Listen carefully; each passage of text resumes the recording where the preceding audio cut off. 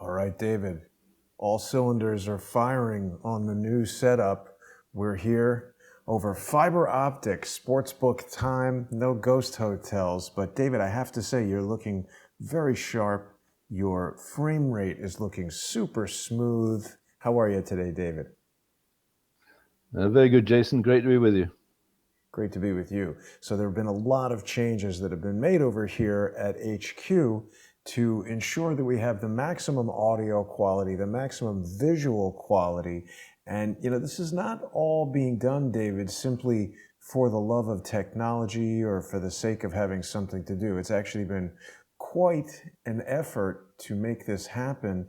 One of the main reasons I wanted to do it is that it really allows me to increase the interactivity between you and I and other guests that appear on the show. I'm going to give everybody a little peek behind the kimono, David, so they can see some of the new technology that we have here. You now are able to enjoy a screen share of whatever we might be talking about during the show, which gives you an opportunity to interact with me and the material that we're talking about to provide the maximum information for the audience. It also allows you to see me so that you and I can have a very personal conversation. And the new fiber optic link really has reduced the latency. So what people have perceived as me interrupting was me trying to conduct a normal conversation with all of this technology in the way, which causes quite a delay and can really hurt the interactivity. So I'm hopeful that some of these changes will have a big impact on the overall quality and presentation of the show. And thank you for helping me get it all straightened out. Well, it's a pleasure, Jason, and I take my hat off to you because I'm fairly technophobic, and my brain would just go into a stall mode if I think I had to weave through the system like you seem to be able to do quite well. Yeah, it took quite a lot of effort, David. And I have to say, you've spoken quite a bit about how social engineers have been adamantly pursuing us and really trying to stop our progress. I will have to say that it was quite a challenge to get this all going with the social engineering attacks going on. So now that they're kind of, I'm not going to say that they're done or out of the way, but I've gotten a bit in front of them and had enough time to be able to focus on this system to try to improve the quality of our show and improve the experience for our viewers and our sponsors on patreon.com/reverse CSI storyboards, patreon.com/crowdsourcethetruth, and subscribestar.com/crowdsourcethetruth. But before the little technical setback, you were telling us about some of the new information on reversecciscripts.com. Everybody knows that's your free website. What were you wanting to point out about all that, David? Well, thank you, Jason. I've updated the website recently, and I put in more of those black blobs, around the periphery of what is essentially a map of what was known as the All Red Line, which are the links around the British Empire to the colonies through the underwater cable telegraph system that allowed, Yes. obviously, people in the city of London to potentially do some front running on some really lucrative events, which could include, for example, the assassination of Abraham Lincoln. So if you zoom out a little bit, let me just give people a feel for what might appear to be a rather enigmatic title. And I'll just read the first paragraph from Wikipedia of the United States Senate Special Committee to Investigate Crime in Interstate Commerce. So the first paragraph reads, the United States Senate Special Committee to Investigate Crime in Interstate Commerce was a special committee of the United States Senate which existed from 1950 to 51, and which investigated organized crime which crossed state borders in the United States. The committee became popularly known as the Kefauver Committee. Now, I don't know if I got that pronunciation right. Kefauver, that's Kefauver Committee, because of its chairman, Senator Estes Kefauver. The term Capo di Tutti Capi was introduced to the US public by the Kefauver Commission, sometimes even in the 50s. So our title today is Capo di Tutti Kappa, that's our title, is spelt Kappas, Kappas, which suggests the work that I'm currently doing, that when they investigated organized crime retreated behind the scenes into an extortionate operation on some of these ancient Kappa titled Greek life societies. And the two Kappa life society, Greek life societies that really fascinate me, if we go to the site with the map, just go back to that, the map of the updated website that I did. Down on the left-hand side, you'll see the 3, 4, 5 organizations that I believe have conspired together or neglectfully assembled a force that was responsible for the 9/11 attack on the United States of America. So over on the left, we've got Phi Beta Kappa and Kappa Beta Phi.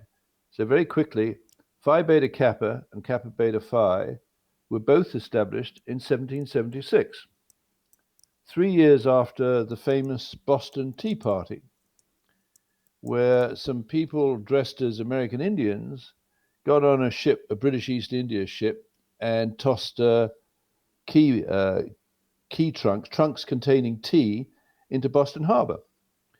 So you and I have been using this language borrowed from the live action role play quite a lot, and I believe that we can develop an argument that the Boston Tea Party was actually staged by agents of the British East India Company with counterparts in the colonies at the time to provoke ultimately what turned into the Revolutionary War of Independence, and the United States colonies breaking away from the crown, if you will, to form what might be described as a mercantilist society where everything has a price.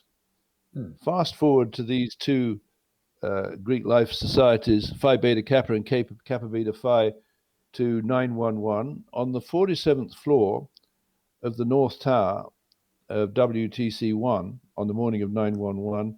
I believe representatives of those two Greek life societies, Phi Beta Kappa and Kappa Beta Phi, under cover of a shareholder meeting, staged a live action role play event intended to overthrow the government of the United States. And they came very close to succeeding. And the only thing that they didn't calculate, and I would argue, and I don't mean to be dismissive, but I argue that these people, irrespective of how much money they've got, and for example, Michael Bloomberg is rated to be the 9th richest man in the world, and he's Kappa Beta Phi, together with Wilbur Ross, while Bill Clinton is Phi Beta Kappa. Yeah. Right. So irrespective of the academic honor that they get by being elected to Phi Beta Kappa, or the amount of money that they acquire over a period of time, that would be an extraordinary, I think, film, if you will, or whatever people like to make of it from an entertainment point of view, a spy thriller, if we were able to demonstrate on the 47th floor of WTC1 on the morning of 911, representatives of Serco shareholders, including BlackRock and the Teachers Pension Fund, actually representing Phi Beta Kappa and Kappa Beta Phi, conspired together to stage a LARP, a live action role play event, where the American public would be deceived into thinking they were attacked by a guy straddling a yak in a cave in Afghanistan, when in fact there was an attempt to overthrow the government of the United States by force that only failed because a couple of planes left late. The first plane that I alleged left late and put their planning out was the plane that would hit the south face of the South Tower 14 minutes after the impact of flight, was it 11, on the north face of the North Tower. And that's because that second plane left 14 minutes late. Had it not left late, the air traffic controllers, I believe associated with Serco, would have steered the second plane into the south face of the South Tower and it would have hit the south face of the South Tower at the same minute, possibly the same second, as the plane that hit the north face of the North Tower. And that would be an extraordinary shock and awe event for the United States to get their head around. Now, in Washington, the second plane to hit, or intended to hit its target in Washington, was Flight 93, that allegedly crashed in the field outside Shanksville, Pennsylvania, embarrassingly not leaving enough debris to fill half a dumpster. So a 110-ton plane, civilian plane, makes a crater where there's not enough debris to fill half a dumpster, 41 minutes after it should have been hitting Washington in the Capitol building. So now just going back to the Eisenhower comment, and Eisenhower was made an honorary member of Phi Beta Kappa after his performance Why in the war. honorary? That I don't know. That is to say, he wasn't elected when he was at university. Subsequent to his career as a general, the commander-in-chief of the Allied forces in Europe, he gets to be elected Phi Beta Kappa. And I find that interesting because during the Second World War, a man who I believe his name should live in infamy, called David Sarnoff, took care of the communication system for Eisenhower and helped set up Radio Free Europe, which basically brought propaganda into the Eastern Bloc of countries and Russia. So Eisenhower, in his closing speech, I think, to the American people in 1961, he warned of the military-industrial complex. Apparently, the speechwriters had made it the military-industrial congressional complex because of the backhanding, the pork barreling, the kickbacks, and so on, running around the triangle of military companies, industrial companies, and Congress. But when he gave that warning, I believe he was thinking, perhaps, or maybe I can infer that he was referring specifically to David Sarnoff, who was the founder of RCA, Radio Corporation of America, and the person who would have authorized RCA to set up a subsidiary in the UK called RCA-GB 1929. Now, RCA-GB 1929 was set up in a very interesting year. It was the year of the Great Depression, and it was the year of the only remaining chapter of Kappa Beta Phi in Wall Street to have been established. So isn't that interesting? RCA-GB is formed in 1929. The Great Depression begins, and the chapter Kappa Beta Phi is launched in New York. Modern day Kappa Beta Phi include some really interesting people from this coming election, including Wilbur Ross, who helped restructure Donald Trump's debts after the debacle with the Trump shuttle. We have Larry Fink, the chief executive officer of BlackRock Inc., the world's largest shadow banker. And I think Americans should be troubled by the idea that there's someone operating behind the scenes with $6.3 trillion of assets under management as BlackRock Inc., that has major shareholdings in a number of key companies associated with 911, including, I believe, Serco, which is the world's largest non-state air traffic controller that could have been controlling the aircraft that were allegedly hijacked by the Bin Laden group on 911, has a major controlling stake, not a majority stake, but a controlling stake in Pepsi, who's one of whose directors, marketing directors, I think responsible for the Blue Pepsi program, his name of Tim Davie, became the Director General of the BBC. He should have been tasked with cleaning up the BBC for its role in hiding the pedophile blackmail ring established by Jimmy Savile over 30 or 40 years, but he didn't. And Tim Davie is now the head honcho at an outfit called BBC Studios, which is What's that? pumping programs into the United States, including All right. Killing Eve, and I'll come to that in a minute.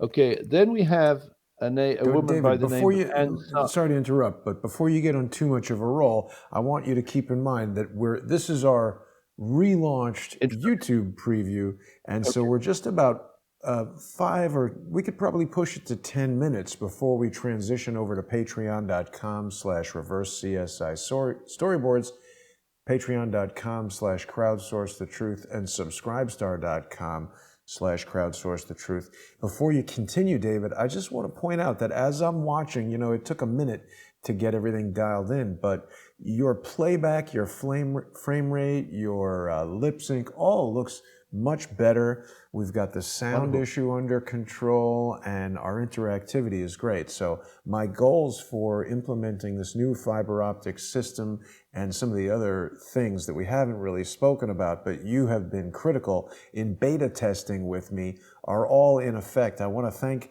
John Doe for using Super Chat on Crowdsource the Truth 2, where viewers can be enjoying us, David, in full HD, 1080p resolution. And I know a lot of these things sound just like sort of, tech fanciness, but it's interesting to think, David, how, when I first saw your broadcasts, you were a voice coming out of a crappy speakerphone with all this distracting, visual, unrelated stuff going on, and you couldn't be seen and understood. We then, we got a visual presentation of you. You've upgraded some of your technology to improve your end. We've got this upgrade here. And now it's just fascinating to listen to you talk and see the presentation. So I hope people are appreciating it. And I really do thank the sponsors that have made this possible. So Tim Davey, he's kind of a bad guy there, producing shows to corrupt people, no? Well, you see, I think that would be getting ahead of ourselves. You see, I don't know the motives of these people doing what they're doing. I mean, we talked about the range or the gap between being simple or stupid and being clever. So many of these people, I think, are acting in what they think is good faith, but the complexity of the puppeteer operating behind the scenes is such that it's extremely difficult. I think we've talked about the sandbox. And when you're in the sandbox, how do you recognize you're in a sandbox? When the controllers are outside the sandbox, or many of the most powerful people that you should normally go to are inside the sandbox as well. So you've got this picture now of this woman who's one of the stars of Killing Eve. So let me just go back to Tim Davey. So Tim Davey with BBC Studios is responsible for introducing a lot of programming content from the BBC, including Killing Eve and Sherlock. Another woman that historically was responsible for bringing Killing Eve and Sherlock in was a woman by the name of Anne Sarnoff. Right. Very, very powerful name in terms of the events that perhaps were concerning Eisenhower in that closing speech when he talked about the military-industrial complex. Because Anne Sarnoff's husband is the great nephew, if that's the right word, of David Sarnoff, who was on the Marconi telegraph system, allegedly. Some people say he was lying, allegedly, when the Titanic appears to have been steered into the iceberg, right? Because there was a message sent to the Titanic bridge, as I understand it, to change course 20 minutes from a great circle course, and it changed course into the iceberg, behind which was a ship called the SS Mount Temple. But I digress. Back to Anne Sarnoff. So Anne Sarnoff is, so to speak, in the Sarnoff family, and the Sarnoff family, certainly David Sarnoff, is responsible for running a patent racket starting at least in the 1920s with the Marconi patent. And I believe that that Sarnoff effectively nicknamed the General. He liked that title. I think he died in 1970. He left a legacy to his children. I'm sorry? Yes, David Sarnoff. I'm sorry? Was it David Sarnoff? Who was the general? David Sarnoff was nicknamed he was elected or appointed to Brigadier General by Eisenhower. Right. So he carried that nickname right through to his death. He was But I very was just proud of it. straightening in my own mind. There's so many Sarnoffs, David. It's sometimes tough to keep them straight. And we've only got a few minutes left. We'll be going into great detail on the Sarnoffs and their involvement in the foundation of Serco. I didn't get a chance to mention this to you when we were on the phone talking about this last night, but I don't know if you were aware of this other Sarnoff, David. Do you know about Conchita Sarnoff? Do you know who that is? No, I don't know that. Well, I'm not sure exactly how she got into the Sarnoff family, but she wrote a book called Traffic King about Jeffrey Epstein. And apparently it's got some explosive revelations about Epstein, and she's Conchita Sarnoff, I think married to somebody in the Sarnoff family, or at some point she was. So what's their tie to Jeffrey Epstein, and why does he have anything to do with the Serco family? Yeah, we'll check that. And by way of background, because you and I, we always discuss the title for our shows, right? And you are pithy, is that the right word? And economic with the words, and I tend to expand up to try and describe everything. But one of my offerings to you before we finally decided on the title was BBC Sarnoff POTUS, as in the British Broadcasting Corporation Sarnoff, President of the United States, with the question mark, is he or she, if it ever should prevail, a Capo de Tutti Kappa, that is Kappas? Because what I believe has happened is that the criminal organization addressed by that Kerfauer committee of the 1950s retreated from the limelight, right? Because obviously organized crime doesn't want to be in the front of all of these mob killings, etc. And I believe they appointed an organization to execute these hits and live action role plays with the skeleton of RCAGB 1929, that in 1988, through a management buyout and an IPO. Oh, we just lost you, David. I don't know why that occurred. Boy, I tell you, there's so many, nothing's easy. Progress does not arrive without a few bumps in the road, but that's okay. We'll get David back, and we're going to be starting our sponsor exclusive show in just under 10 minutes on patreon.com/reverse CSI storyboards, patreon.com/crowdsourcethetruth, and subscribestar.com/crowdsourcethetruth. Something going on right there that I've got to address. We'll see everybody in 8 minutes. Thanks for your patience. Thanks for your support. And thanks for watching.